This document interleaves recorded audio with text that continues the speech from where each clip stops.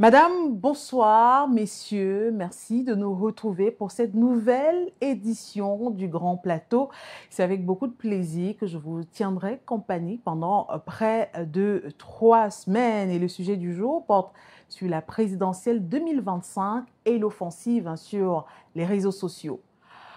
Quand Paul Biya enflamme la toile alors qu'il n'a pas encore officialisé sa candidature pour l'élection présidentielle qui pourrait avoir lieu au mois d'octobre prochain, la page Président Paul Biya sur X et Facebook sont activement alimentées de sujets qui appellent à l'attention des Camerounais de tous bords.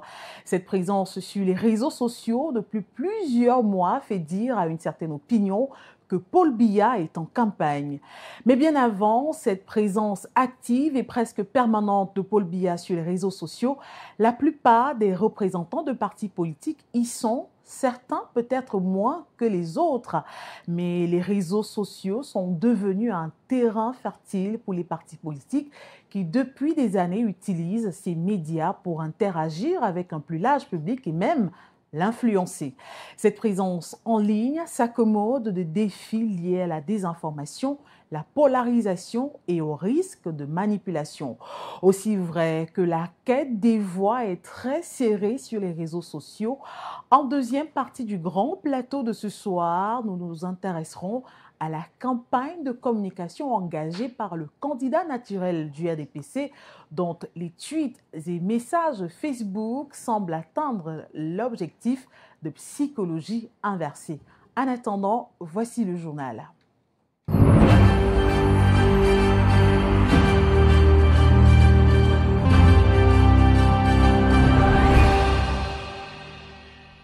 Et on ouvre cette édition d'information par ces tracasseries policières à l'ouest. Les conducteurs de taxi de la MIFI disent non. Ils ont manifesté ce matin à Bafoussam, dans la région de l'ouest. D'après ces acteurs du secteur des transports, ils sont confrontés aux rackets et abus des hommes en tenue. Dénonçant cette pratique des forces de sécurité, ils ont appelé les autorités administratives à ouvrir une enquête pour faire toute la lumière sur ces différents abus dont ils sont victimes chaque jour dans ce département. Franck Duroc, Tassonkeng. Le commissaire, lui, pour te justifier, donc pour mettre la porte sur ton cou, il te demande d'abord 20 000. Des véhicules en file indienne, soigneusement stationnés sur le trottoir ce lundi matin, au lieu d'Iron Biaou, à Bafoussam. À l'origine de cette cessation temporaire d'activité de taxi. Le problème qui s'oppose est le fait dont les policiers, surtout les policiers centrales, de la ville de Bafoussam, avaient des très différents grands abus. C'est pour ça que nous nous sommes mobilisés aujourd'hui pour aller rencontrer les autorités de la ville pour dire au secours à cela. Donc les policiers viennent en civil et interpellent le taxi et demandent Bajoun. Dès que tu dis oui, ils enlèvent les clés et puis on te conduit en fourrière. Et arrivé maintenant en fourrière, on t'envoie à la mairie et ça devient très compliqué. La vie est difficile. Nous ne voulons pas, nous voulons travailler pour nourrir aussi nos familles. Mais on nous empêche de travailler. Si nous partons voler, c'est plus de 150 véhicules garés non loin du quartier administratif pour attirer, d'après les manifestants, l'attention des autorités de la ville au sujet des tracasseries policières dont ils sont victimes. Alors, lorsque un chauffeur qui veut garer pour prendre un passager de 100 francs, quand il se retourne directement, il voit un policier dans sa voiture. En civil, voici mes clés. Ça a été cassé par un homme en tenue qui dépensait 35 000 francs pour le refaire. Parce que je voulais porter un papa pour laisser à Madelon à 100 francs. Alerté, le délégué régional de la Sûreté nationale pour l'Ouest, le sous-préfet de Bafoussam Ier, descendus, ont accordé une attention particulière aux chauffeurs de taxi. Leurs dénonciations à Printemps vont meubler la réunion de sécurité départementale que préside le préfet Christophe Boudia-Fofier. On va les recevoir en réunion d'état-major départemental que préside tous les lundis à 11h monsieur le préfet du département de la MIFI. On va donc statuer sur tous ces problèmes-là. On va trouver des solutions. Et ils sont acteurs du transport urbain. Ces derniers disent exprimer ainsi leur ras-le-bol face à ce qu'ils qualifient d'abus de pouvoir, de faux motifs pour leur extorquer de l'argent et des contrôles à n'en plus finir. Il y a quelques semaines, le général Djibo Ousseni, commandant la 5e région de gendarmerie, réunissait autour d'une table à Bafoussam les transporteurs et les hommes en tenue pour une évaluation des rapports. Avec vous, Franck Duroc, nous reviendrons sur les résolutions de cette rencontre d'apaisement. On rappelle que cette rencontre s'est tenue à huis clos dans les services du préfet du département de la MIFI et on y reviendra donc dans nos prochaines éditions d'information. Douala à présent, au marché Congo, les commerçants en désaccord avec la reconstruction des commerces. Plusieurs commerçants du marché Congo ont protesté contre la destruction et la reconstruction de leurs étals. Bien que ne s'opposant pas à la destruction en soi, ils affirment être en désaccord avec la démolition des étals déjà en matériaux provisoires pour les remplacer une fois de plus par des comptoirs en matériaux provisoires. Ceux-ci accusent également le responsable du marché d'intimidation. Jiré Sazangué et Fond René Marquez ont tendu leur micro aux commerçants mécontents. Un week-end tout en musique. C'est ainsi que Douala a célébré la 43e édition de la fête de la musique. Tout commence le vendredi 20 juin avec la sortie très attendue du nouvel EP de l'artiste Mimi intitulé Shevolution. Présenté comme une déclaration de la puissance féminine. Le projet de Shevolution qui est vraiment la transition vers cette évolution-là, mon évolution autant pour moi. Donc c'est une révolution, c'est ma révolution et voilà, et j'espère que tout le monde va suivre le mouvement, quoi. Le samedi 21 juin, cœur de la fête, le boulevard de la Liberté à Douala s'est transformé en scène à ciel ouvert avec un podium géant installé juste devant l'Institut français de Douala. Nous avons fait des partenariats avec d'autres lieux qui sont des structures locales et pour lesquelles nous avons apporté un artiste. Cette répartition dans la ville que nous avons choisi de défendre cette année et pour ça nous avons eu la coopération de partenariat très actif de la ville de Douala avec plusieurs mairies, la mairie du 5e, la mairie du 3e, du 1er et puis également la délégation des arts et de la culture. Pour les artistes présents, cette fête est une vitrine unique pour se produire devant un large public et partager leur univers. C'est tout d'abord un cadeau que les artistes font à leurs fans, à tous ces mélomanes, à toutes ces personnes qui aiment la musique. Les artistes qui sont un peu underground parfois ont du mal à juste se présenter parce qu'on ne les connaît pas, mais quand tu fais vibrer un public incognito, c'est quand même quelque chose.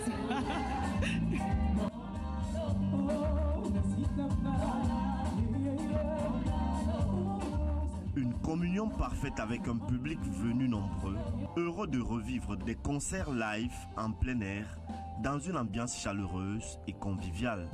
C'était un moment de bonheur, j'ai adoré. Et la fête s'est prolongée le dimanche 22 juin, cette fois dans le quartier populaire de Daido, où un autre podium a permis à des jeunes talents de se produire. Et je me suis donné cette initiative. Autour d'une bière, on peut faire une musique en live. Et vous voyez, c'est la première édition.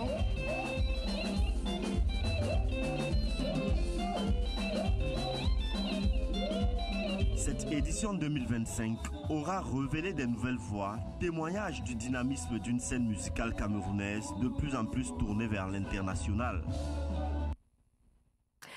Et les manettes qui décident de faire les siennes, vous avez donc eu là les images de la fête de la musique, la 43e édition célébrée le week-end dernier dans la ville de Douala. On va donc poursuivre cette édition d'information et cette fois en politique.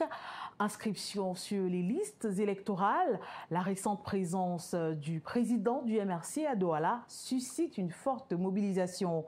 À moins d'un mois de la convocation du corps électoral, les efforts d'inscription des électeurs retardataires se sont intensifiés dans certaines antennes communales comme celle de Douala 5e. Selon le responsable de l'antenne, la récente visite du président du mouvement pour la renaissance du Cameroun, Maurice Kamto, a permis de tripler le nombre d'électeurs inscrits. De plus, les habitants sont enthousiastes à l'idée d'obtenir leur carte d'électeur grâce au nouveau kit d'inscription mis à disposition par Elecam. Jiré Sazangué et René Marquez ont visité l'antenne communale de Douala 5e. At the communal antenna of Elections Cameroon in the Douala 5 subdivision, the municipal antenna manager Samuel Ewudu affirms that there has been an influx of potential voters weeks before the close of the electoral list. Ici également au niveau de l'antenne, nous constatons que nous travaillons sans relax.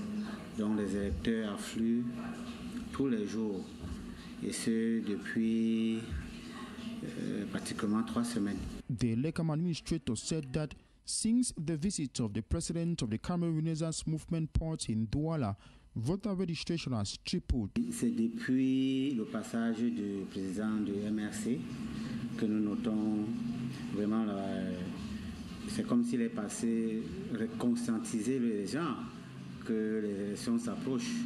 Parce que c'est au lendemain de son passage que nous avons commencé à noter une réelle mouvance dans les inscriptions. En mai, c'était ça, mais depuis qu'il est passé, ça a réveillé une certaine conscience des gens, surtout les jeunes qui viennent s'inscrire massivement. Tous les partis travaillent sur le terrain, tous les partis qui sont représentés dans cette commission travaillent, pas seulement le MSC, pas les autres, en l'occurrence le DPC, l'UPC. Chaque parti fait sa sensibilisation à son niveau. With the arrival of new registration kits, curiosity has also increased to obtain voter cards using the new equipment. Certains qui sont déjà inscrits, mais à cause de nouveaux kits, ils veulent les nouvelles photos, les nouvelles images, mais nous sommes tenus de leur dire la vérité que s'ils s'inscrivent, ils seront en état de fraude. Donc nous amenons à comprendre qu'une seconde inscription n'est pas nécessaire. Donc il y a aussi cette curiosité qui attire les électeurs à venir s'inscrire. Et c'est comme un challenge, ceux qui avaient les anciens kits et ceux des nouveaux kits. Il y a quand même ce besoin d'avoir les nouvelles cartes qui viennent, les nouveaux kits. The Douala 5 Elekam subdivisional delegate notes that the difficulty in obtaining identity cards is an issue most potential voters face. Désir de changement, les habitants de Douala 5 expliquent pourquoi ils s'inscrivent sur les listes électorales et affirment le faire pour participer au changement qu'ils souhaitent. Écoutez les Camerounais nouvellement inscrits ainsi que ceux venus retirer leur carte d'électeur dans ce micro-trottoir sélectionné par Jires Azangué. Je suis en congé, j'ai profité de mon congé pour venir m'inscrire sur les listes électorales. C'est un devoir citoyen de s'inscrire sur les listes électorales et de voter. C'est un devoir. Ce n'est certes pas une obligation, mais c'est un devoir citoyen. Et je suis citoyenne de mon pays et j'encourage les jeunes de mon pays en âge de le faire, de faire comme moi. Parce que cette carte, j'ai tellement marché, c'est pour ça que j'ai dit pour résoudre vraiment les meilleures fonctions d'un bon citoyen. J'ai besoin vraiment que le changement donne. Vous voyez comment la jeunesse camerounaise souffre depuis presque une décennie, des années. Personne, il n'y a rien. Les enfants sont là, on souffre de droite à gauche et rien ne donne. Il faudrait que peut-être si le Seigneur peut permettre qu'il y ait un changement, qu'une autre personne vienne nous trouver un peu qu'une autre personne vienne nous faire un bon changement. J'ai souvent l'habitude de m'enregistrer, c'est juste que j'ai perdu ma carte d'électeur. Je me suis dit qu'il faudra m'enregistrer à nouveau parce que c'est très important de voter. Il faut le changer. Minute présidentielle.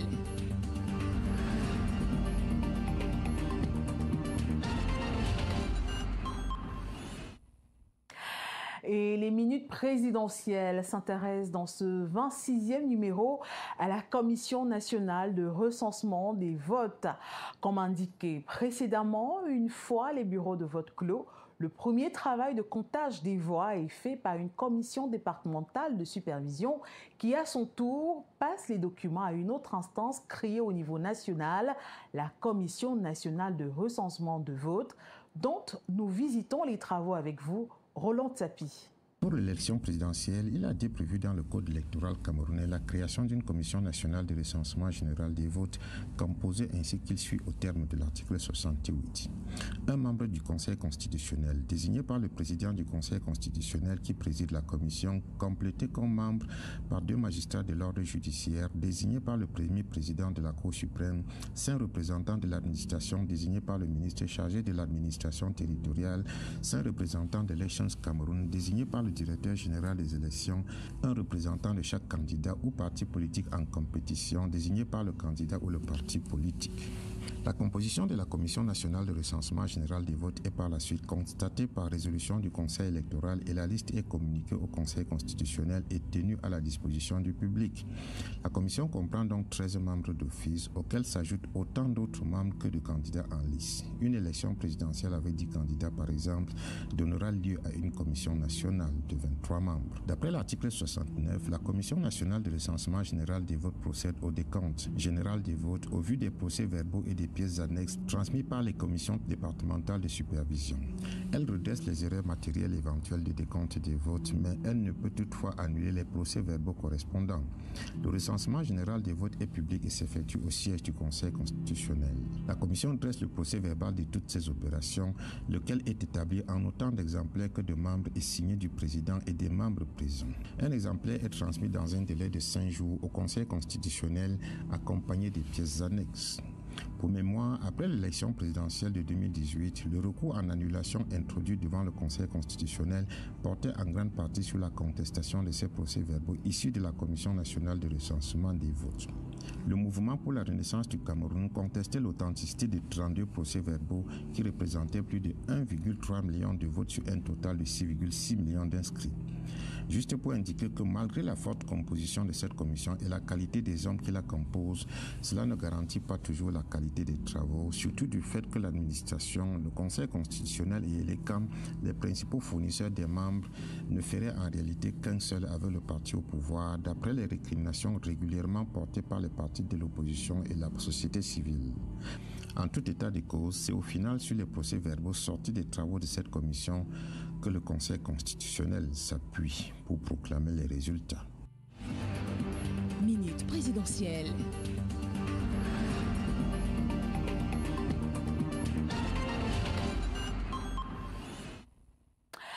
Et nous revenons à Douala, précisément au marché Congo, où les commerçants sont en désaccord avec la reconstruction des commerces.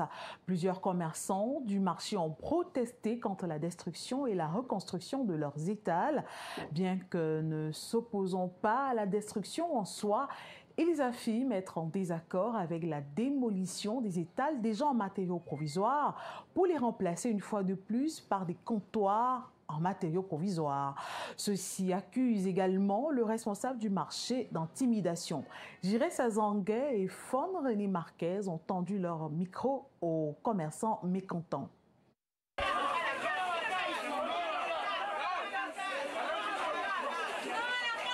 The announced destruction of close to 300 stores at the Marché Congo has left merchants in a state of conundrum. These market vendors are protesting the reconstruction of their stores with clapboard materials. We want to break the stores and reduce the sizes of the stores and build the same material, which we are not willing, and we are not for it. We are striking just because we don't want our shop to be broken. Let there be peace, let there be love, let there be true dialogue with the business people, with my colleagues. In protest against the destruction, the traders brandished messages on clapboards. Additionally, they expressed concern over the electricity blackout that occurred last Saturday in the designated shops, which they accused the market registrar of orchestrating. J'ai vu dans le forum, les commerçants qui étaient encore au marché ont balancé que le régisseur, monsieur Ebumbu Parfait, a fait venir les gens sur le poteau électrique. Il y a un poteau là-bas en haut pour couper la lumière dans la nuit. Donc, c'est ça qui a révolté un peu nous les commerçants. Parce que depuis un certain temps, nous vivons une cause au marché Congo. On ne dort pas. The traders claim they are being intimidated. Mais nous sommes toujours victimes des intimidations. Où tu restes dans ta boutique, on vient t'intimider. On va casser. Vous n'enlevez pas les marchandises, les KTPA vont écraser. Le commerçant refuse avec fermeté la casse de sa boutique en bois, matériaux provisoires pour reconstruire le provisoire. Despite the allegations, all attempts to reach the market registrar for a response proved futile. Santé à présent, le Cameroun est-il prêt à faire face à une nouvelle crise sanitaire? Malgré plusieurs années de recherche et des efforts notables depuis 2019, une étude récente menée par l'association Positive Generation met en lumière de profondes failles dans la coordination, la gouvernance et le financement du système de sécurité sanitaire nationale. Entre leçons non tirées du Covid-19 et relâchement post-pandémie, les experts alertent sur une vulnérabilité persistante du pays. Sébastien Oyebe, reportage. Malgré les efforts intensifiés depuis 2019, le système de sécurité sanitaire au Cameroun reste marqué par des insuffisances notables. C'est ce que révèle un rapport récent de l'association Positive Generation. Pointe notamment un déficit de coordination entre les acteurs, un manque de gouvernance stratégique et une faible mobilisation des financements. C'est dommage qu'il n'y ait pas assez d'accent mis au niveau de la sécurité sanitaire. Quand il y a eu Covid, on a vu une volonté du gouvernement en ce qui concerne la réponse. Des initiatives ont été prises. Une fois que le Covid est passé, si on peut le dire ainsi, même si ce n'est pas encore totalement passé, il y a eu un relâchement. Et ça nous met encore dans une autre situation précaire. S'il y a résurgence, le Cameroun ne sera pas prêt à la réponse. Parce que le document que nous avons présenté montre clairement qu'il y a un souci au niveau de la coordination. Qui dit coordination, pas d'anticipation. Et si on ne sait pas anticiper sur les catastrophes, si on ne sait pas anticiper en ce qui concerne la sécurité sanitaire, on est vulnérable. L'étude souligne aussi le désengagement progressif de l'État. Tirant les leçons de la pandémie de Covid-19, les auteurs appellent à valoriser les solutions locales et à investir dans la recherche, notamment sur les vaccins, pour renforcer la souveraineté sanitaire. Il y a un ministère d'ailleurs sur la recherche. Pourquoi pas financer de la recherche en ce qui concerne les vaccins et pouvoir être souverain, parce que qui dit vaccin dit prévention, et la prévention c'est l'une des principales bases, même en ce qui concerne la prise en charge, en ce qui concerne la maladie. Quand on prévient mieux, on ne va pas forcément traiter ou forcément soigner. Donc il faudrait peut-être que l'État du Cameroun mette un accent là-dessus. Le rapport plaide pour une action concrète, fondée sur une meilleure gouvernance, des financements durables et la mise en œuvre effective des politiques existantes. En économie, 15 milliards pour lutter contre la contrefaçon au Cameroun. L'Agence des normes et de la qualité ANOR a adopté un budget de 15 milliards de francs CFA pour faire face à la recrudescence des produits contrefaits et de contrebande sur le marché camerounais. L'annonce a été faite le week-end dernier à Yaoundé à l'issue d'un double conseil d'administration ordinaire et extraordinaire. Ce budget en nette hausse vise à renforcer les capacités opérationnelles de l'agence sur le terrain et selon les responsables, les fonds permettront d'intensifier les actions de contrôle, de sensibilisation et de répression afin de mieux protéger les consommateurs face à la prolifération des produits non conformes. Écoutons à ce propos Mendouga Georges et les responsables administratifs au ministère des Finances. Oui, il s'agit d'un double conseil d'administration, un conseil ordinaire, un conseil extraordinaire. Pour ce qui concerne le conseil ordinaire, il était question de valider le budget 2024 et cela s'est passé dans de bonnes conditions. Après débat des administrateurs, nous avons validé le budget 2024 qui a été exécuté dans les règles de l'art, ce qui est un montant assez important par rapport également aux missions qui sont celles de l'ANOR. Et il faut-il le rappeler, ces missions ont été revues à la hausse dans le cadre du contexte que vous connaissez en ce moment, des marchandises qui sont vendues dans les marchés qui sont frelatés, des produits de contrebande qui sont sur le marché, des produits de la contrefaçon. Il est question que la norme monte en puissance pour combattre tous ces fléaux et permettre de protéger le consommateur camerounais.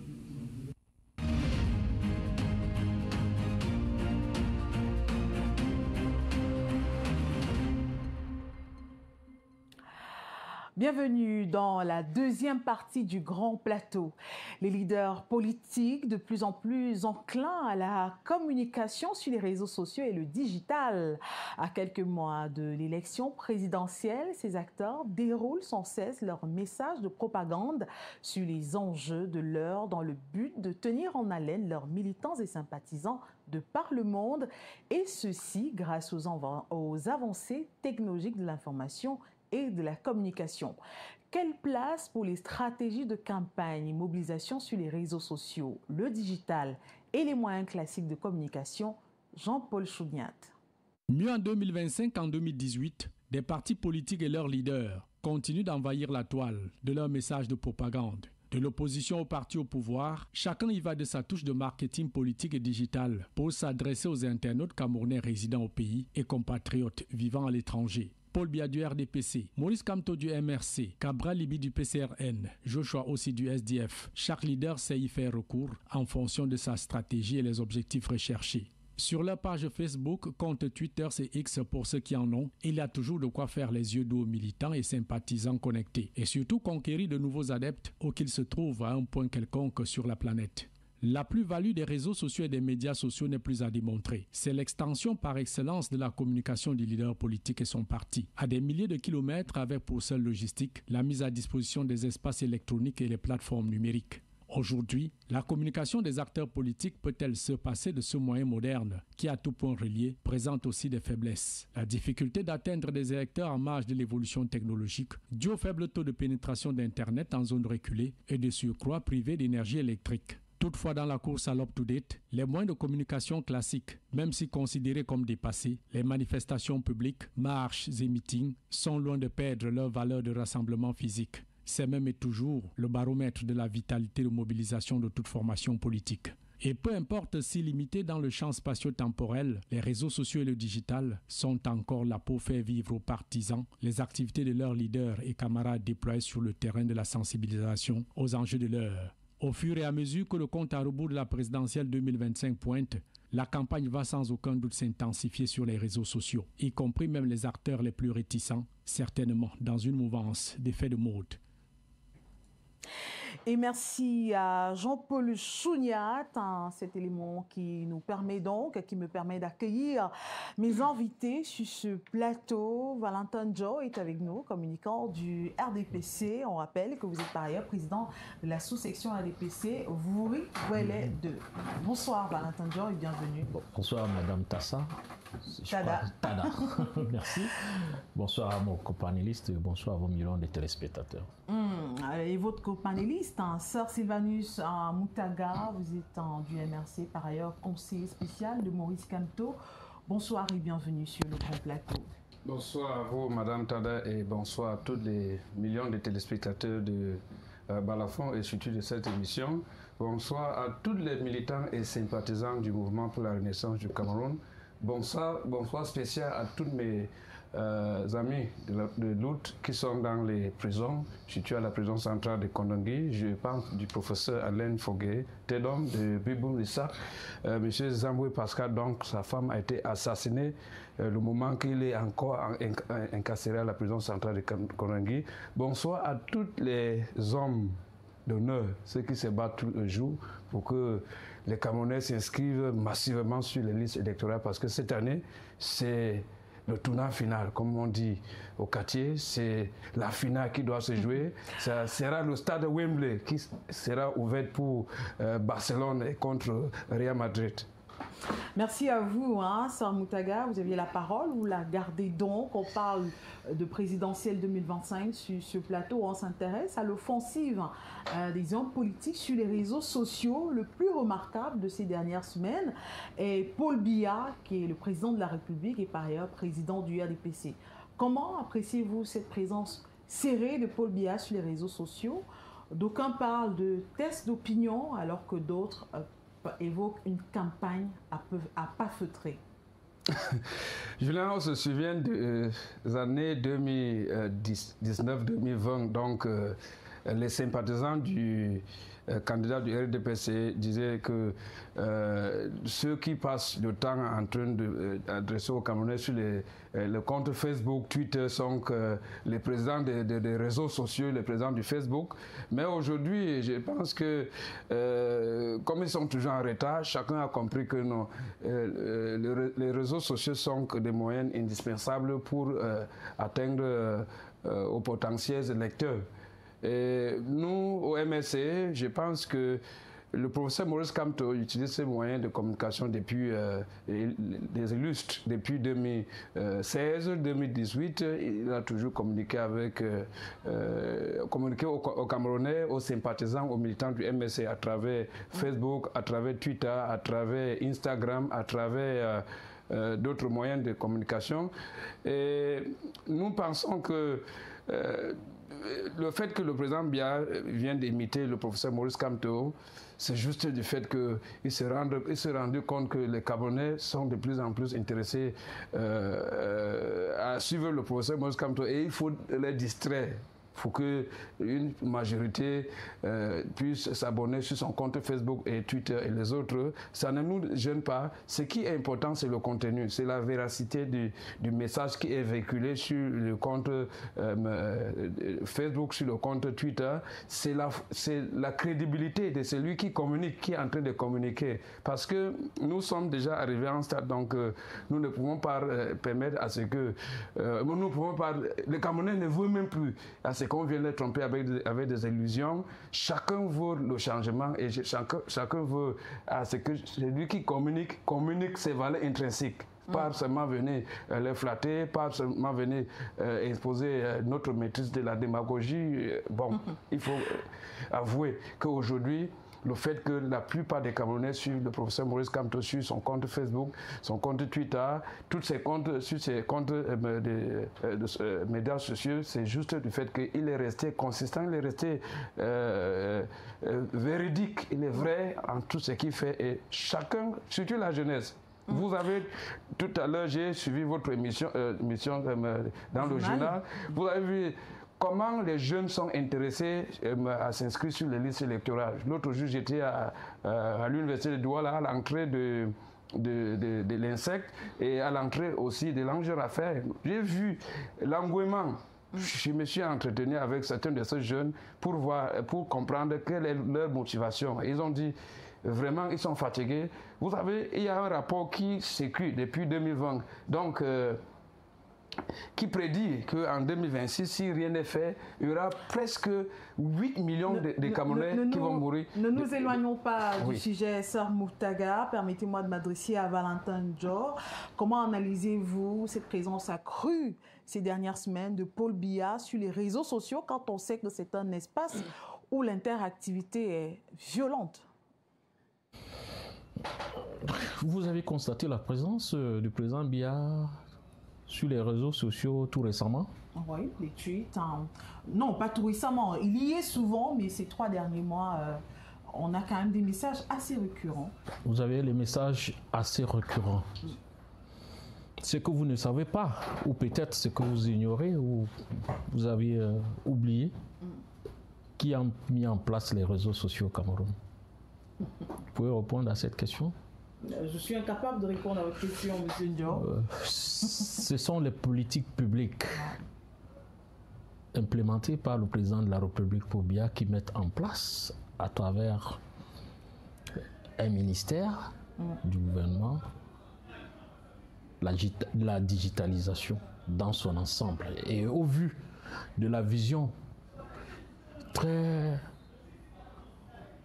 modèle du Cameroun à travers le monde et dans l'optique de moderniser son pays depuis plusieurs années. Allez-y.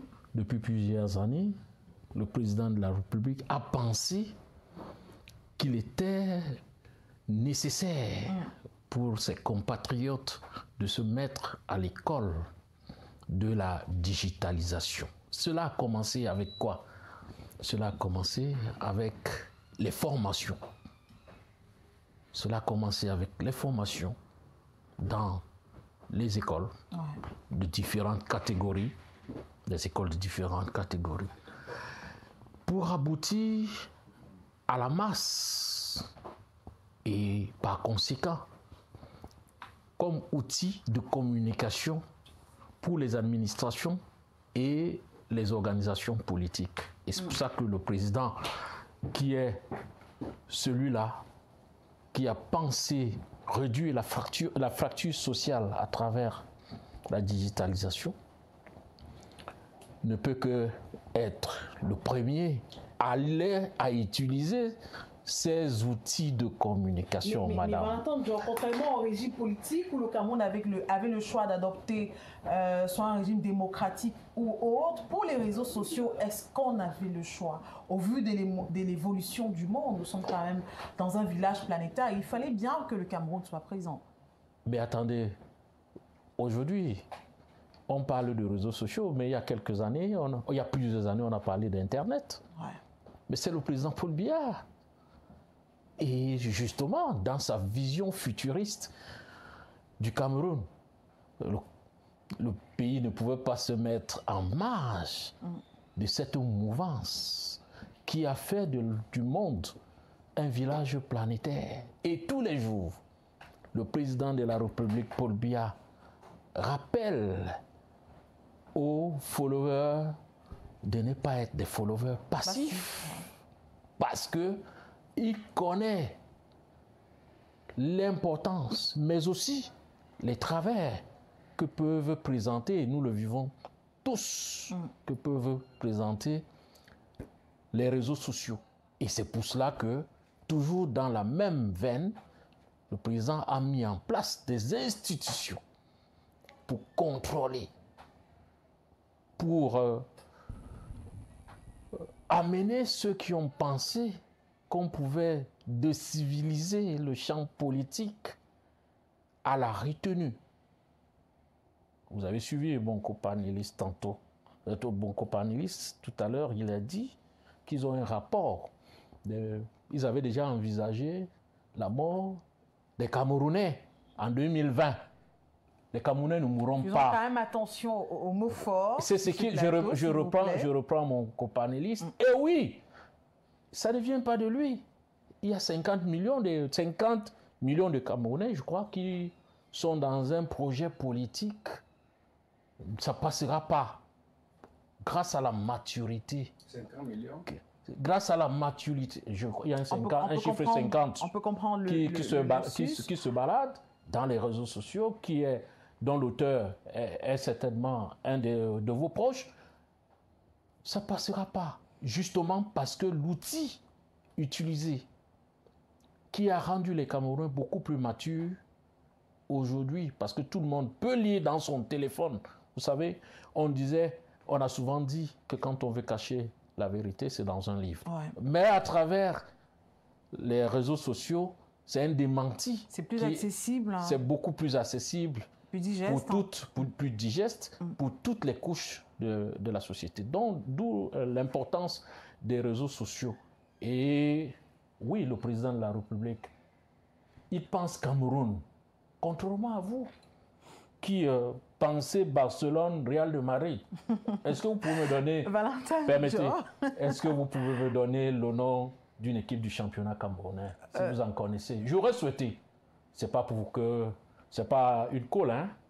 Vous pouvez ne pas connaître, mais j'aurais souhaité que votre challenge, qu'il oppose les leaders politiques camerounais. Vous entendez? Parce qu'une élection présidentielle est l'expression de la souveraineté nationale. En attendant, on reste sur les réseaux sociaux. On reste, oui. On reste sur les réseaux sociaux. C'est juste une parenthèse pour terminer. Mon cher, les réseaux sociaux sont un outil utilisé par les gouvernants plus que jamais, mais aussi par les leaders politiques. Nous, avec l'élection présidentielle en vue, vous voyez, tout le monde est là-dedans parce que c'est un outil qui fait partie des stratégies ou des mécanismes qui rapprochent les leaders des Camerounais, des citoyens, qui permet de passer le message des leaders politiques. Donc, c'est tout le monde. Je ne peux pas dire que je ne peux pas prendre cet outil comme la seule outil du seul président de la République, Paul Biya, parce que, tout naturellement, il a vu qu'il était utile pour vous. Alors, Sœur Moutaga, est-ce qu'on ne va pas se dire, compte tenu de la récurrence des publications de Paul Biya ces 3 derniers mois, sur Facebook ou sur Twitter, sur des sujets divers qui engagent l'intérêt du Cameroun, est-ce qu'on ne va pas se dire finalement que mieux vaut tard que jamais? Madame Tada, tout à l'heure, j'ai beaucoup suivi mon co-discutant ici, parler avec beaucoup de zèle, en disant donc que c'est M. Biya qui a permis à ce que nous ayons l'Internet. Et aujourd'hui, c'est le même président de la République qui a permis à ce qu'il y ait les réseaux sociaux. Je me demandais donc si c'est à lui qui a créé tous ces outils, parce qu'au Cameroun, nous n'avons même pas les outils de fabrication de téléphones. Donc on peut se vanter que non, on vend les téléphones moins chers au marché, et que l'Internet est fluide au Cameroun, parce qu'on connaît très bien combien de Camerounais souffrent donc le manque de ces multinationales comme MTN, Orange. Il y a eu une fois des Camerounais qui se sont grévés même, parce que quand vous abonnez à Orange ou MTN, disons que vous achetez peut-être 4 gigas pour ce fait, vous n'arrivez pas à utiliser ça même pendant 3 jours. Bon, vous voyez que donc les agents des Camter qui sont censés réguler ce secteur ne sont même pas en train de faire leur travail. C'était juste une façon, je pense une façon machiavélique, bien perfectionnée avec le régime en place pour réduire la fréquence des Camerounais sur l'Internet, peut-être la fréquence des Camerounais sur les réseaux sociaux. Mais malgré tout ça, Moutaga, les Camerounais ont quand même accès à Internet. Oui, je dis Est-ce que la présence de Paul Biya, cette présence récurrente ces derniers jours... Je vais revenir sur la question. Je vous ai dit ici à l'entame de l'émission que il faut comprendre très bien que la façon dont le régime actuel fonctionne, ils sont dans l'imitation. Ils imitent tout ce que le MSC fait. Et ils copient ça d'une façon que même, je peux dire... Copie même pas bien. Oui, ils copient, c'est comme une copie coulée. Parce que je vous ai dit... Mais j'allais dire que l'imitation n'est pas toujours une mauvaise chose. Je vous ai parlé du contenu. Quel est le contenu du message qu'on est en train de véhiculer? Parce que le contenu est important. Vous allez voir donc ce qu'on communique à l'heure actuelle aux Camerounais. Bon, je peux dire c'est le recadrage de la jeunesse. La jeunesse est anti-patriotique, la jeunesse ne fait pas ceci, cela. Il faut venir au sens des bons citoyens. On se pose la question de ce qui est devenu même le contenu de nos systèmes d'éducation.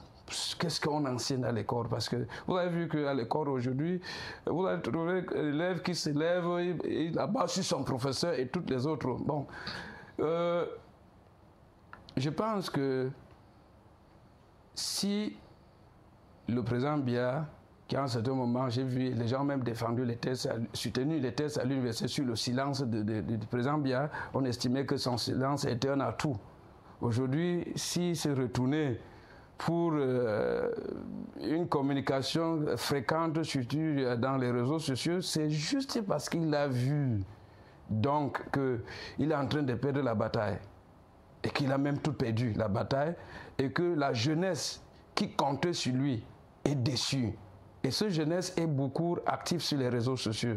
Et cette jeunesse, pour venir leur tromper et leur montrer que bon, on a encore leur intérêt au cœur et qu'on est en train d'œuvrer pour cette jeunesse, il faut chercher comment de leur reconquérir, de leur tromper, comme je peux le dire. Mais la jeunesse actuelle est émancipée. Je passe beaucoup de temps avec cette jeunesse parce que je suis jeune. Je suis jeune. Et certains, même si vous suivez les commentaires, il faut prendre des messages du président Biya, vous essayez d'évaluer les commentaires, de suivre les commentaires de ce jeune. Vous allez voir que la jeunesse déverse son ras-bord sur tout ce que le président publie, parce qu'ils attendaient que le président devrait leur communiquer. Quand il avait peut-être, bon, disons que même 70 ans, Le président est toujours fidèle dans sa logique du silence. Ce n'est pas à 92 ans aujourd'hui. Donc, on espère que même le président n'a même pas cette faculté mentale, n'a pas cette, il ne maîtrise même pas. Ce n'est pas lui. Je pense que ce n'est même pas lui qui communique, comme je vous ai dit. La présence du président, bien sur les réseaux sociaux, à la veille de la présidentielle de 2025, remet. Et ça, c'est plus douteuse. On ne sait pas si c'est lui-même qui communique ou c'est d'autres personnes qui communiquent à sa place. Parce que, vous savez, il est très difficile, c'est son compte officiel, mais nous avons vu le président bien déléguer sa signature. Ce n'est pas le compte qui ne peut pas déléguer à une autre personne d'utiliser ce compte pour parler aux Camerounais. Toujours est-il que ça l'engage en tant que président du Cameroun.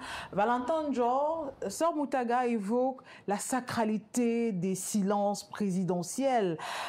Ce qui surprend, justement, c'est l'ampleur de l'investissement de Paul Biya sur les canaux numériques, alors qu'il est connu pour la rareté de ses interventions médiatiques traditionnelles. Qu'est-ce qui se passe?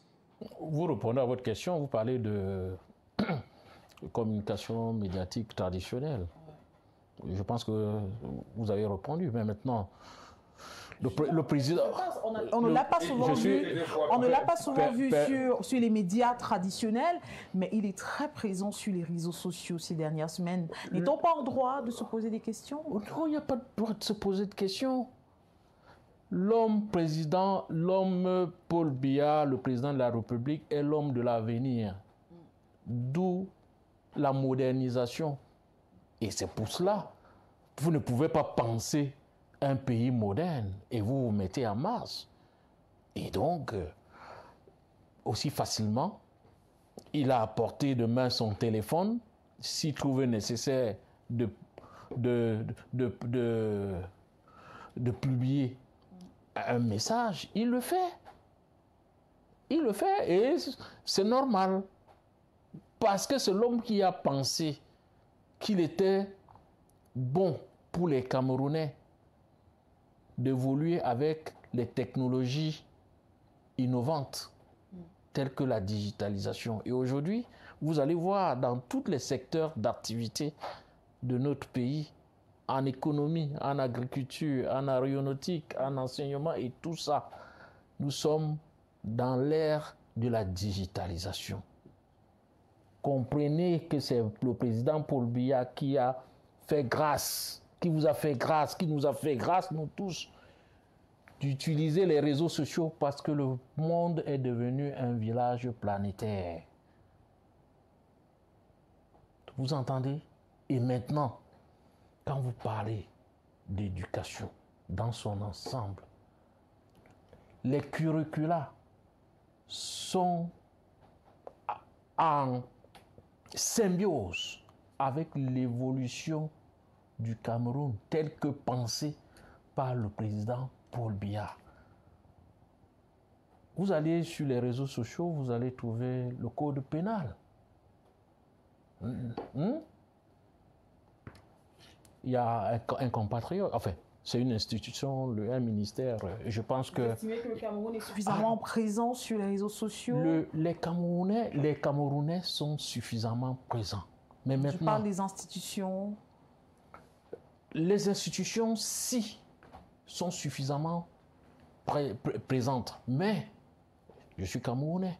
Je peux inviter ceux qui gèrent les pages d'actualiser, parce qu'il est arrivé que nous tous les Camerounais, il y a ceux qui vont chercher des informations actualisées qui n'en trouvent pas. Ça arrive.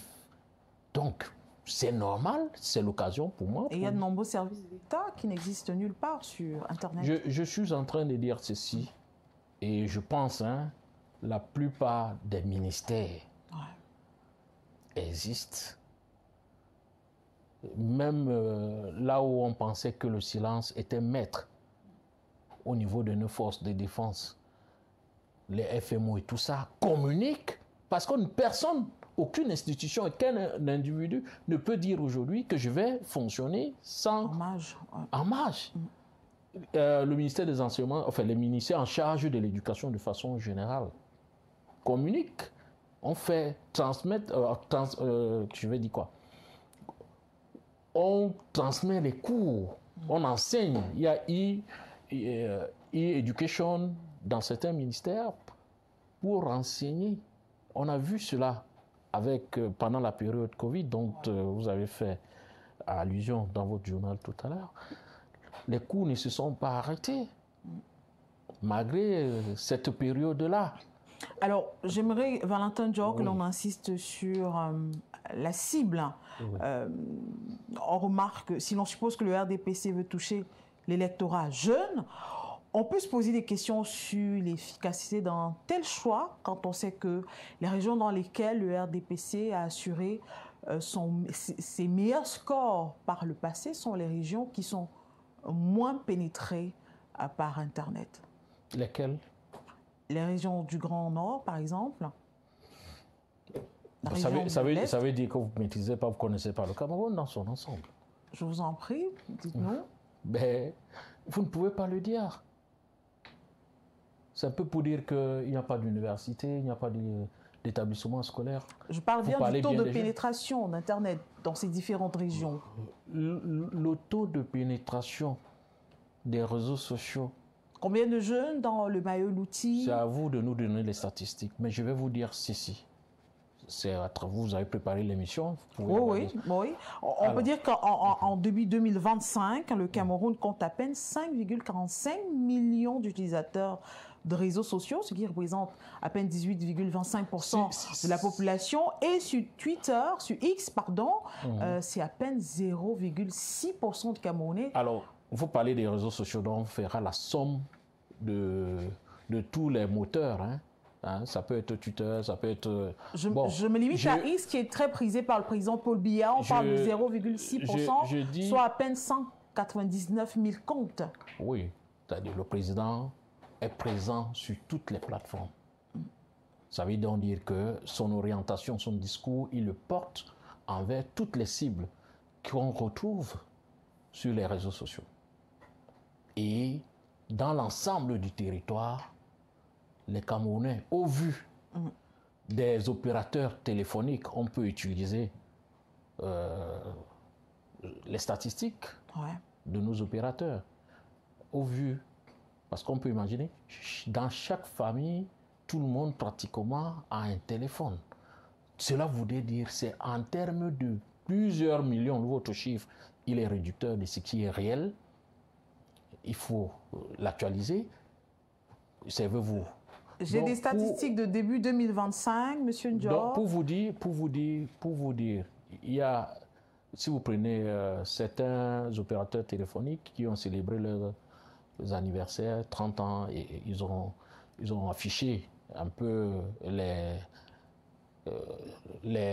comment est-ce qu'on va les appeler? Les abonnés. Les statistiques, oui, les abonnés. Les abonnés. Mais attention, on ne va pas dire... C'est pas une puce, une connexion Internet. Non, justement, ça peut vous donner... Dans l'arrière-pays, les gens ont le téléphone, mais ils ne sont pas connectés à Internet. Ça peut vous donner une idée. Je peux vous dire que plus que jamais dans l'arrière-pays, les téléphones sont utilisés. Maintenant, est-ce que le réseau, on le trouve partout? Là est la question. Là est la question. Et le président de la République, dans l'un de ses discours, a parlé de la réduction de la fracture numérique. La réduction de la fracture numérique, pourquoi? Et c'est pour ça que les politiques publiques mettent un accent particulier sur la question, parce qu'il est ici, il est question que tout le monde ait accès à un support de communication. Ça peut être un ordinateur, ça peut être un ordinateur portable, ça peut être un téléphone. Donc, rassurez-vous, l'homme de la situation, l'homme, mon cher, capable de le faire, c'est le président de la République. Et c'est pour ça qu'il a toujours tenu un discours pédagogique. Pour ceux qui ont pensé à un moment vouloir manipuler l'innocence ou la naïveté de certains de nos compatriotes jeunes, oui, ils sont plus que jamais matures. Et je peux vous rassurer, que quand vous parlez d'inscription sur les listes électorales, c'est avec beaucoup d'engouement. Je suis président de sous-section. Est-ce que, je peux vous dire... Monsieur Dior, vous ne craignez pas de créer un effet inverse, de parler de la manipulation ou alors de la naïveté? Est-ce que le peuple qui est connecté est si naïf? Ça donne l'impression qu'il n'est pas mature. Le peuple n'est pas naïf, justement. C'est pour ça que des discours sans vergogne ne réussissent pas à passer. Et le pédagogue, c'est Paul Biya, qui a toujours rappelé. Il y a un message qui est en train de passer. Ne versons pas dans la polémique, rentrons dans les discours Je souhaiterais rappeler aux dirigeants de nos partis que la lutte politique doit rester un débat d'idées et ne pas dégénérer en affrontement. Nous y veillerons. La démocratie, c'est aussi le respect de l'autre. Et oui, il faut respecter. Et on peut donc voir à travers des réseaux sociaux que vous qui promettez les millions de morts là. Oh là là. Oui. Alors, ça ne passera pas parce que on a vu avec quelle vigueur, du moins, les Camerounais ont répondu à ce discours-là. Il est arrivé au Sénégal. Et vous avez vu comment les Sénégalais, à travers les réseaux sociaux, vous ont repris. C'est pour vous dire que nous ne sommes pas là pour déciviliser le champ politique, mon cher. Quand vous parlez de vos camarades qui sont en prison, je respecte cela. Mais le code pénal là a été c'est un travail qui a été fait par un gouvernement dont votre leader politique a fait partie. Et je pense qu'il a été un acteur majeur dans l'élaboration de ce document qu'on applique. Et en qualité de juriste, il faut l'appliquer. Sylvanus vous entendez, mon cher? Donc, soyez prudents dans vos expressions parce que vous parlez à un peuple mature. Merci Valentin Georges, de nos téléspectateurs qui nous prennent à l'instant. Vous êtes sur le grand plateau et le sujet porte sur l'offensive des réseaux sociaux par les potentiels candidats à la présidentielle de 2025, la présidentielle d'octobre prochain. Sylvanus, quel intérêt un homme politique a-t-il à investir, à se retrouver sur les réseaux sociaux? Juliana, je suis tellement scandalisé quand j'entends que mon co-discutant parle de la politique qui est sûrement un débat d'idées et non pas l'affrontement. Nul n'ignore donc le slogan du MSC a été toujours et reste toujours le changement par les unes et dans la paix. Vous êtes témoin de ce qui est arrivé au professeur Maurice Kamto lors de son retour de France après son giga terra meeting qui s'est passé en France.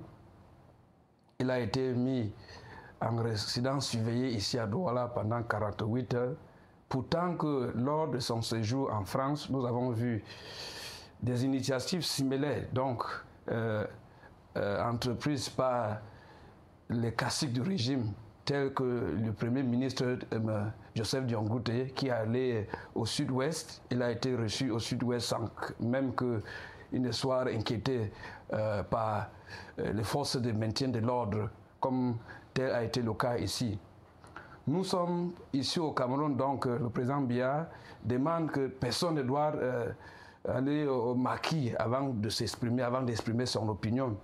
En 2018, j'ai été arrêté ici à Douala, juste parce que nous avons dit que les élections présidentielles de 2018 n'ont pas été de tout transparentes. Il fallait que on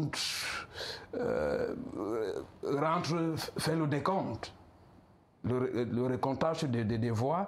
Tel n'a pas été le cas, mais le président Biya, qui est le maître de la démocratie, comme mon co-discutant aimerait présenter au monde entier, il a décidé à ce que les militants du MSC soient arrêtés, d'autres même ont subi des tortures parce que selon les instructions qui ont été données aux forces de maintien de l'ordre, c'était de leur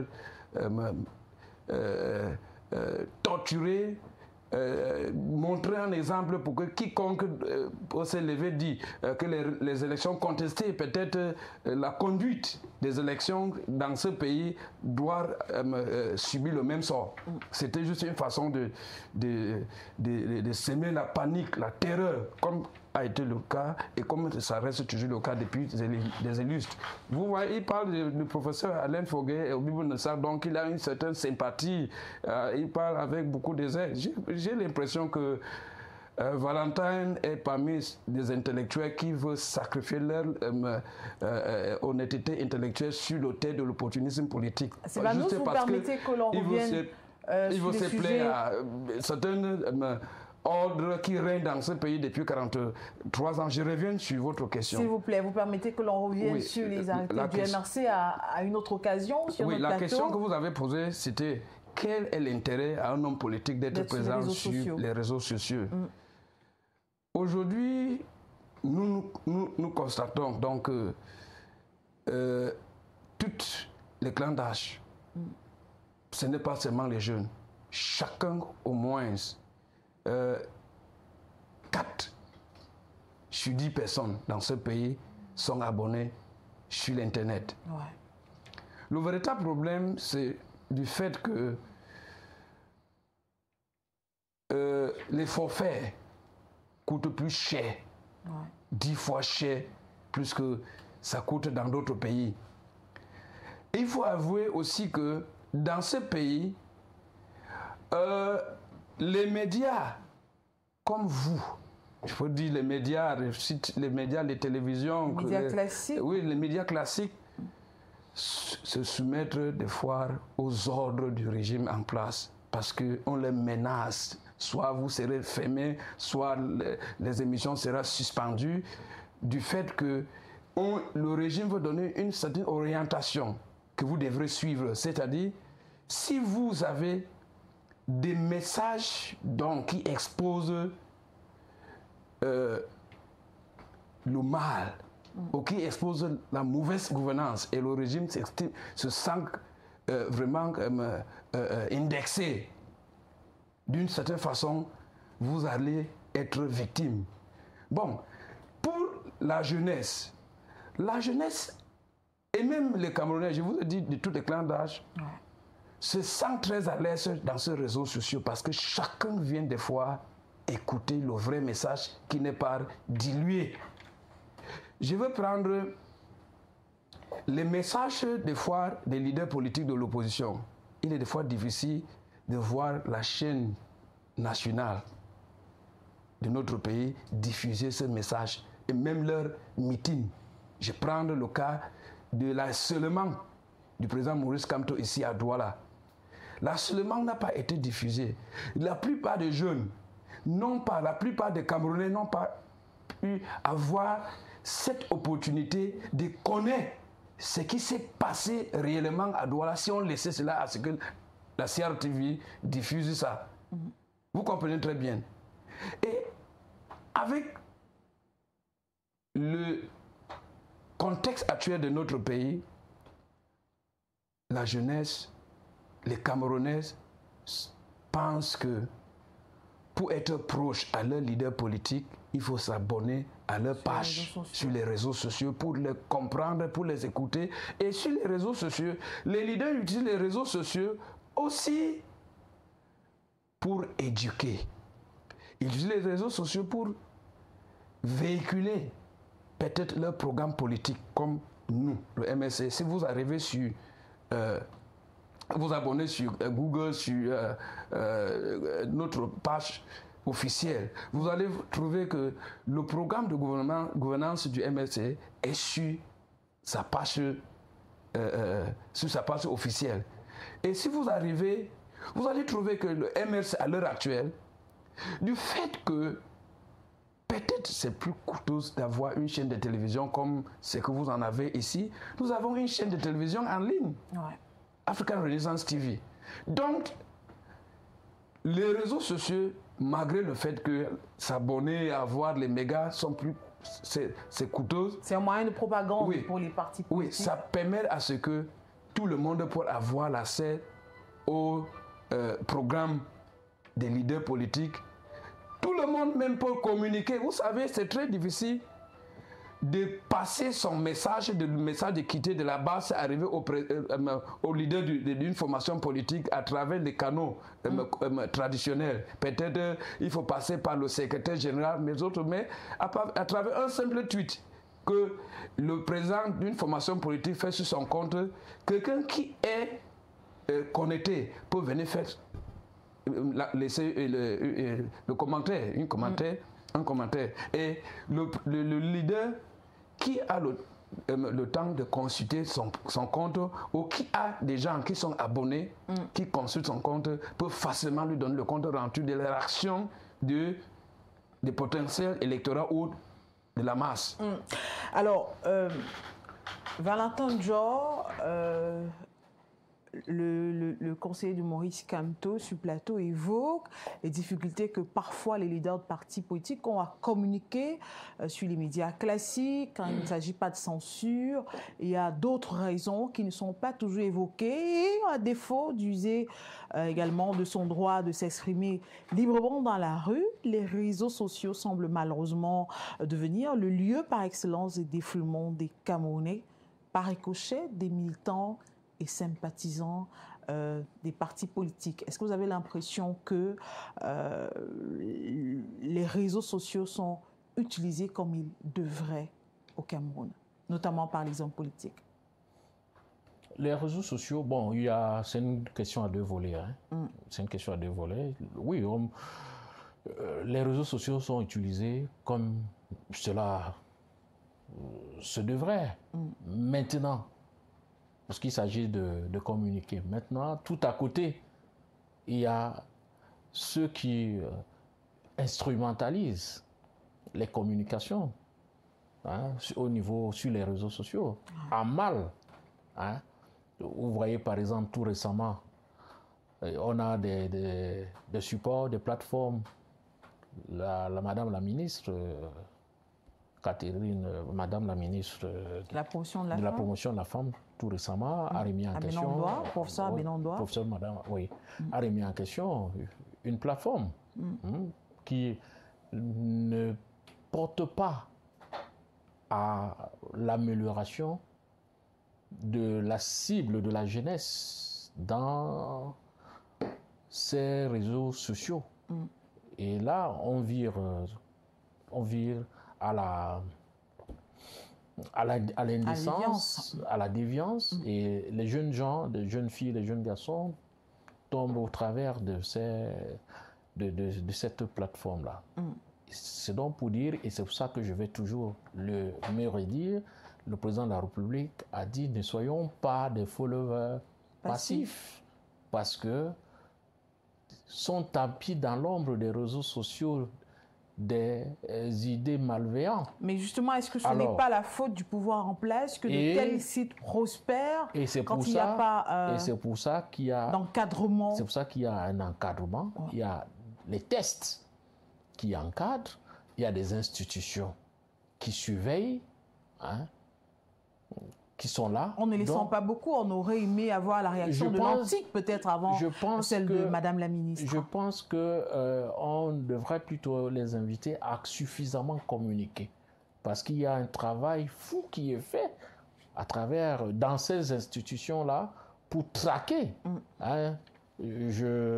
Quand j'ai parlé de ces institutions, il y a la gendarmerie qui a des services spéciaux pour le tracking des esprits, de ce type d'esprit malveillant.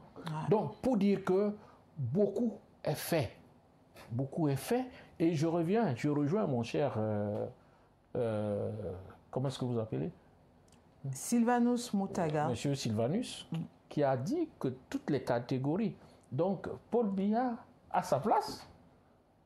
Quand vous reconnaissez que toutes les catégories sont là et profitent de la qualité des inventeurs de cet outil de communication. Et merci de l'avoir reconnu. Et Paul Biya à sa place. Parce que celui qui a pensé, celui qui a dit qu'il était bon pour les Camerounais d'être dans un pays moderne. Et l'un des domaines qui nous embarque dans ce pays, permettez, respirer. Le Cameroun est un pays moderne. Parce que quand je vous écoute parler, si nous n'étions pas dans un pays moderne, au bas de cet escalier,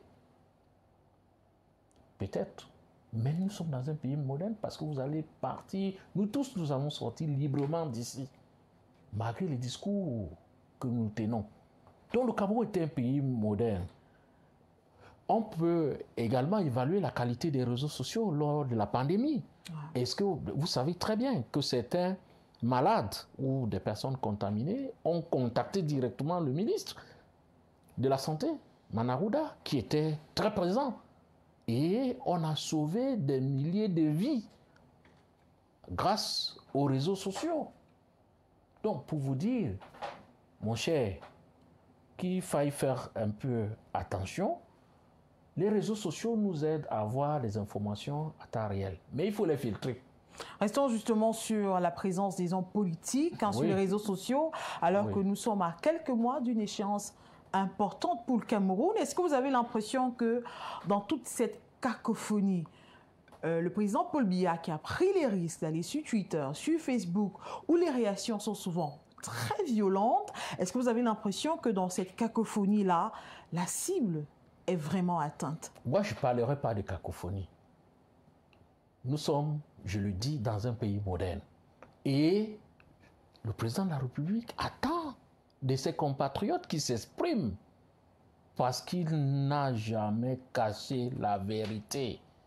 C'est un homme qui a toujours parlé avec franchise. Et vous constatez très bien que sur certaines plateformes, il y a des réponses. Et c'est un instrument qui permet aussi de penser l'orientation des politiques publiques au vu de la communication des citoyens. Donc, le président ne prend pas mal. Moi-même, je suis très présent. Et je communique. Quand ça ne va pas, je dénonce. Parce que je sais que le président nous écoute et il est là, il est élu. Et c'est pour ça qu'il va se représenter, c'est mon souhait. Parce qu'il a la solution. Peut-être, oui. On avait peut-être des raisons d'être soupçonneux par rapport à cette présence qui cache une campagne à pas feutrer. Vous savez, tous les faits et gestes du président seront interprétés comme une campagne. Mais c'est une période de campagne, il ne faut pas le dénier. Mais est-ce que ce n'est pas fait à dessein? Ici, il faut communiquer. Et je vais me répéter et vous dire que... Je parlais de psychologie inversée, Paul Biya, qui poste des messages qui n'ont pas de lien avec la campagne présidentielle, mais tout le monde voit en ces messages une pré-campagne du président Paul Biya. Vous n'allez pas refuser cela aux personnes à esprit indépendant de penser ce qu'ils veulent. Ils sont libres. Mais vous voyez justement que les messages du président, le contenu, si vous vous rendez compte, ce sont pas... de sécurité nationale, d'union, d'unité du Cameroun. Oui, c'est des concepts et des notions... Il parle de bâtir la nation. La nation, c'est des concepts qu'il a toujours utilisés. Si vous rentrez dans ce discours, c'est pas à veille, oui. Oui, allez-y. On est en train de sortir du plateau. J'aurais été heureuse de vous poser des questions sur l'opportunité de tels messages à quelques mois à la campagne, mais je préfère que l'on sorte sur Sylvanus. Il y a le professeur Maurice Kamto, tout comme Madame Damdjouya, qui ont fait des sorties sur Internet pour demander aux uns aux autres de se méfier de la manipulation qui va rentrer en jeu. Et cette manipulation est très présente sur les réseaux sociaux. Comment est-ce que les partis doivent se préparer pour barrer la voie à ces campagnes de manipulation qui pourraient infiltrer leur communication sur les réseaux sociaux?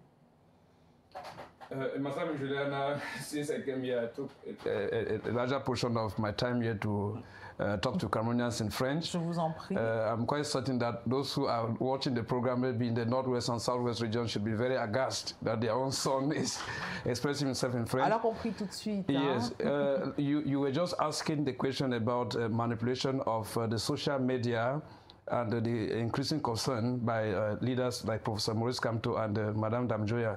I think the very first thing we ought to do at this particular juncture is to acknowledge the fact that the regime in place is already threatened by the mere fact that Cameroonians are tired of its manipulative caprices and tendencies that they have been employing since the last 43 years.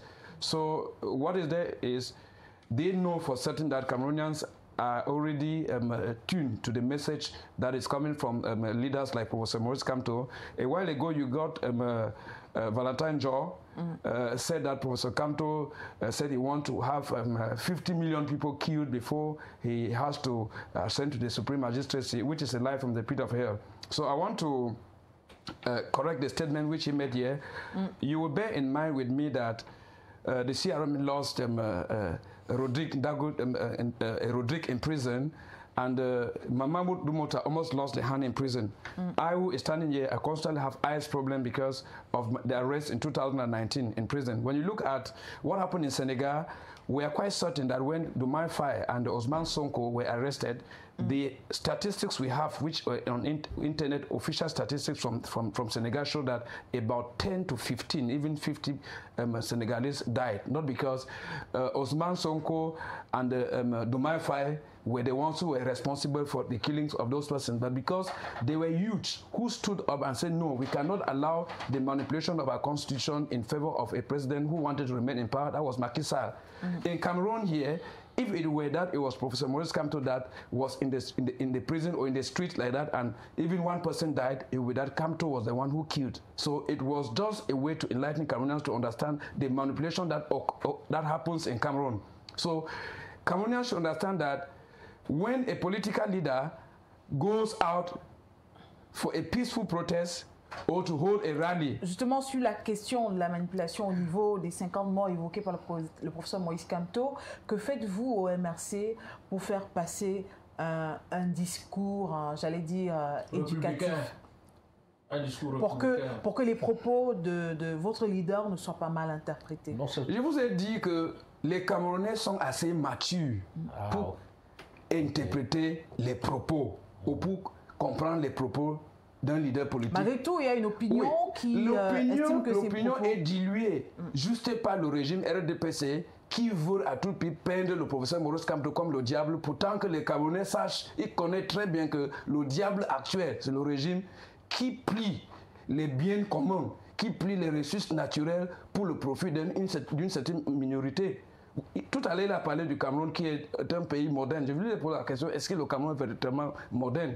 Regardons même l'autoroute Yaoundé-Douala, donc qui est là depuis presque 60 ans qu'on est incapable de finir.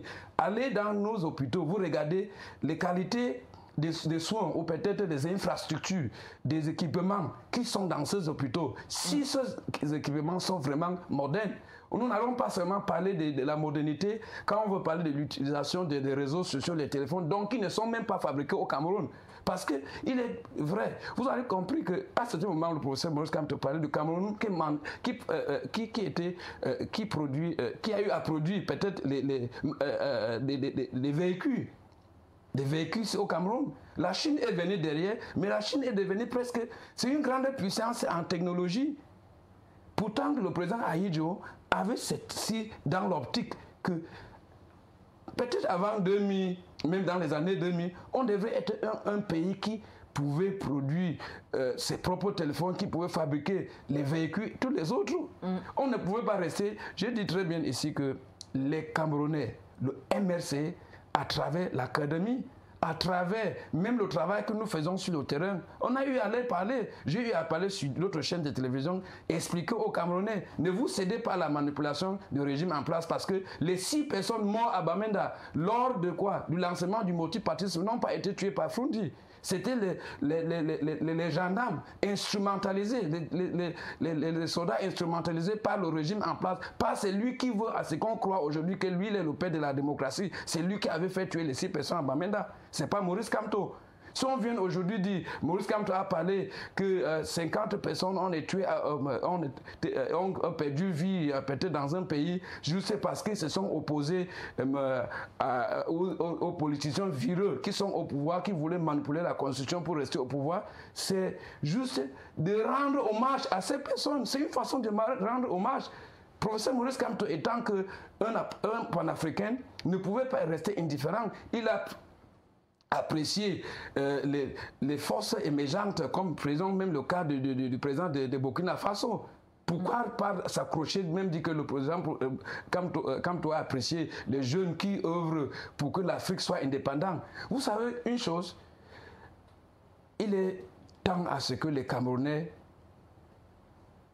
prennent leurs responsabilités et comprennent qu'il n'y a personne dans ce pays qui est le Messie. Mais Dieu, dans chaque dispensation, avoir un homme. Donc, si on rate de suivre cet homme, on a tout raté. À l'heure actuelle, le professeur Maurice Kamto demeure et reste le leader de l'opposition qui a tout et qui a tout montré qu'il peut nous faire sortir de la misère de l'emprise d'un gouvernement, bon, je n'aimerais pas dire que c'est un gouvernement médiocre, mais un gouvernement qui ne travaille que pour une minorité qui reste au pouvoir, et ils font tout pour les maintenir au pouvoir. Vous allez voir les intellectuels, vous allez voir mon co-discutant ici, ce n'est pas un alphabet, c'est quelqu'un qui, par ses propos, vous allez voir que c'est quelqu'un qui a un certain niveau d'instruction. C'est-à-dire, il est envoyé ici avec des idées savamment construites pour venir ici livrer un homme politique de l'envergure du professeur Maurice Kamto à la verdict populaire. Mais il reste aux Camerounais de suivre l'homme, de comprendre l'homme, de voir son patriotisme, tout ce qu'il a fait pour ce pays et même sa vision. Merci à vous, Sir Sylvanus. Valentin Joe, on sort avec vous. Comment passer à une étape supérieure, c'est-à-dire que passer des sorties civiles du président Paul Biya à celles clairement exprimées concernant l'élection à venir? Bon, on attend la campagne. Nous ne sommes pas, c'est vrai, nous sommes en période préélectorale, mais il y a une période déclarée pour la campagne. Et je pense que le président de la République, comme il a toujours fait, fera les sorties d'un homme de campagne, d'un leader, d'un candidat à une élection présidentielle. Pour le moment, notre démarche est d'implémenter, de mettre en place les politiques publiques qui donnent le bien-être à nos compatriotes. Et permettez, oui, le Messie c'est Paul Biya. Il y en a. Le Messie, c'est Paul Biya. Quoi qu'il en soit, c'est depuis 82 et c'est pour ça que Paul Biya en qualité de Messie a pensé qu'il faut, qu'il faille, permettez, arrêtez de tromper les Camerounais, permettez, il a pensé qu'il faille gouverner avec tous les siens, avec tous les compatriotes. C'est pour ça que certains leaders de l'opposition ont été là, sont là, et je pense que ceux dont vous citez le nom, quand on a la vision, on va à une élection. On ne cherche pas les conseillers et députés ou les élus de façon générale après. Ça veut tout simplement dire on ne peut pas, les Camerounais matures, parce qu'ils le sont, et vous l'avez dit. Oui, ils le sont parce que Paul Biya a amené son peuple à la maturité, mon cher. Parce que si on était là à écouter les politiciens sans vergogne, que ce pays peut-être n'existera plus. Paul Biya est le candidat d'hier, Paul Biya est le candidat d'aujourd'hui. Paul Biya sera le candidat élu de demain. J'ai envie de vous prendre au mot, oui. Valentin Diop. Paul Biya est l'homme de son temps. Balafon Média est un média hybride. Paul Biya est de plus en plus présent sur les réseaux sociaux. Ça fait plaisir à voir. J'espère que quand on va adresser une demande, un protocole d'interview, soit au secrétariat général de la présidence, soit au cabinet civil, on pourrait avoir Paul Biya, peut-être pas dans le média classique qu'est la télévision ou la radio, mais peut-être sur les réseaux sociaux de Balafon Média. Vous pouvez nous faire la promesse? Oui, tout à fait. La promesse, elle est là. Paul Biya, le président de la République, est ouvert à tout le monde, est ouvert à tous les médias. Et il a montré cela par le passé. Il le montre aujourd'hui à travers les réseaux sociaux. Mesdames, Messieurs, ça a été un plaisir d'être compagnie durant ces quelques heures. Le plaisir sera renouvelé demain soir de vous retrouver pour une nouvelle édition du Grand Plateau. Merci à Sylvanus Moutaga du MRC, Valentin Diop du RDPC. C'est avec le même plaisir qu'on se retrouve demain dès 19h30 sur cette même antenne. Bonne fin de soirée à tous.